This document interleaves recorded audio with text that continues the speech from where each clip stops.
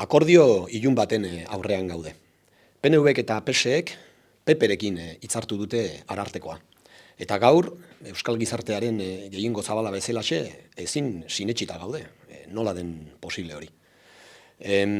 Azken batean, hemen galdera da, zergatik hitzartu duten arartekoa. Zer eta Euskal Herritarren eskubideen defendatzailea. Norekin eta PPrekin. Eskubide eta askatasunen inboluzio batekin mehatxu egiten gaituzten horiekin, ez? Zergatik hitzartu dute eta bereziki zeren truke hitzartu dute PNVk eta PSek arartekoa PPrekin. Zeren eta hemen garbi esan beharra dago, izan baziren beste aukera batzuk. EH Bilduk 5 hautagai jarri zituen mahai gainean. Horietako 2, por cierto, emakumeak.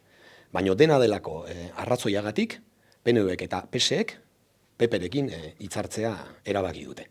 Berriro diot, norekin eta herri honen autogobernua, instituzioak eta identitatea bera ezabatzearekin mehatxu egiten ari zaizkigun horiekin.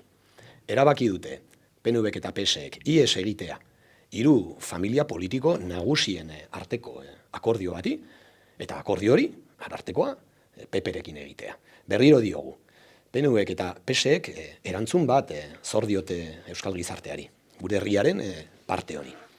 Zergatik eta bereziki zeren truke egin dute hitzarmen hori. Esan bezala, hitzarmen ilun gisa ikusten dugun horri.